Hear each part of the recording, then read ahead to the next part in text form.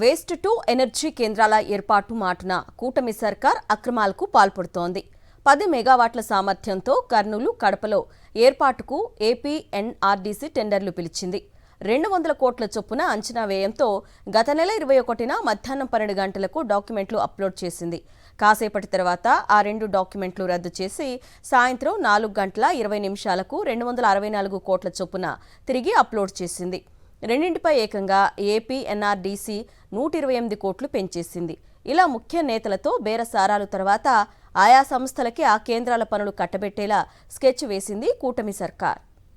ఏదైనా ఒక ప్రాజెక్ట్ పనుల్లో ఏళ్ల తరబడి జాప్యం చోటు చేసుకుంటే స్టీలు, సిమెంటు, పెట్రోలు, డీజిలు, నిర్మాణ సామాగ్రి ధరలు పెరగడం వల్ల అంచనా వ్యయం పెరగడానికి అవకాశం ఉంటుంది.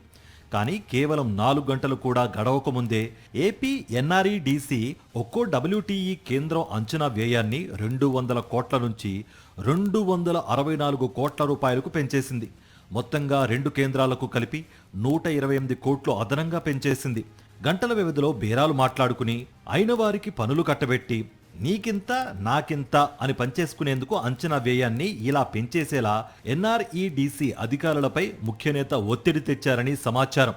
వైఎస్ఆర్ కడప, సత్యసాయి, అన్నమయ్య జిల్లాలో కార్పొరేషన్, మున్సిపాలిటీ, నగర పంచాయతీల్లో రోజుకు 781 టన్నుల చెత్త వస్తుందని ఎన్ఆర్ఈడీసీ అంచనా వేసింది. దీంతో కడపకు సమీపంలో కోలుములపల్లె వద్ద 10 మెగావాట్ల సామర్థ్యంతో 200 కోట్ల రూపాయల అంచనా వ్యయంతో డబ్ల్యూటీఈకి గత నెల 21న మధ్యాహ్నం 12 గంటలకు ఏపీ ఈ ప్రొక్యూర్మెంట్ వెబ్సైట్లో టెండర్ డాక్యుమెంట్లను అప్లోడ్ చేసింది. అదే రీతిలో కర్నూలు, నంద్యాల, అనంతపురం జిల్లాల్లో కార్పొరేషన్లు, మున్సిపాలిటీలు, నగర పంచాయతీల్లో రోజుకు 763 టన్నుల చెత్త వస్తుందని అంచనా వేసిన ఎన్ఆర్డీసీ కర్నూలుకు సమీపంలో గార్గేయపురం వద్ద 10 మెగావాట్ల సామర్థ్యంతో మరో డబ్ల్యూటీఈకి 200 కోట్ల రూపాయల అంచనా వ్యయంతో అదే రోజున అదే సమయానికి టెండర్లు పిలిచింది. అయితే ఆ వెంటనే ఈ ప్రొక్యూర్మెంట్ వెబ్సైట్ నుంచి ఆ 2 డబ్ల్యూటీఈల టెండర్ డాక్యుమెంట్లను తొలగించింది. ఆ తర్వాత అదే రోజు సాయంత్రం 4 గంటల 20 నిమిషాలకు అంచనా వ్యయాన్ని 264 కోట్లకు పెంచేస్తూ 2 డబ్ల్యూటీఏలకు వేరువేరుగా టెండర్లు పిలుస్తూ ఈ ప్రొక్యూర్మెంట్ వెబ్సైట్లో డాక్యుమెంట్లను అప్లోడ్ చేసింది. అంటే కేవలం 4 గంటల వ్యవధిలోనే ఒక్కో డబ్ల్యూటీఈ అంచనా వ్యయాన్ని 64 కోట్ల రూపాయలు పెంచేసినట్లుగా స్పష్టమవుతోంది. నెల్లూరులో డీబీఎఫ్ఓటీ పద్ధతిలో 10 మెగావాట్ల సామర్థ్యంతో డబ్ల్యూటీఈ కేంద్రాన్ని నిర్మించే పనులకు 200 కోట్ల రూపాయల అంచనా వ్యయంతో ఫిబ్రవరి 25న ఎన్ఆర్డీసీ టెండర్ నోటిఫికేషన్ జారీ చేసింది.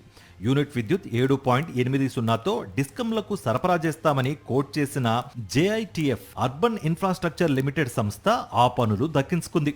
రాజమండ్రిలో డీబీఎఫ్ఓటీ పద్ధతిలో 12 మెగావాట్ల సామర్థ్యంతో డబ్ల్యూటీఈ కేంద్రాన్ని నిర్మించే పనుల వ్యయాన్ని 200 కోట్ల రూపాయలుగా నిర్ణయిస్తూ మార్చి 17న ఎన్ఆర్ఏడీసీ టెండర్ నోటిఫికేషన్ జారీ చేసింది. ఆ టెండర్ ఇంకా ఖరారు కావాల్సి ఉంది. వీటిని పరిగణలోకి తీసుకుంటే నెల్లూరు 10 మెగావాట్ల సామర్థ్యం, రాజమండ్రిలో 12 మెగావాట్ల సామర్థ్యంతో చేపట్టిన డబ్ల్యూటీఈల నిర్మాణ వ్యయం 200 కోట్లే.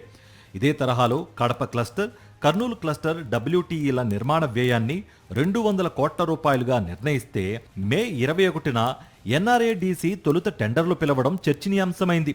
కానీ కొన్ని గంటల వ్యవధిలోనే వాటిని రద్దు చేసి అదే రోజున అంచనా వ్యయాన్ని 264 కోట్ల రూపాయలకు పెంచేసి మళ్లీ టెండర్లు పిలవడాన్ని బట్టి చూస్తే అంచనా వ్యయాన్ని పెంచడంలో భారీగా అక్రమాలు జరిగినట్లుగా స్పష్టమవుతోందని అధికార వర్గాలు స్పష్టం చేస్తున్నాయి.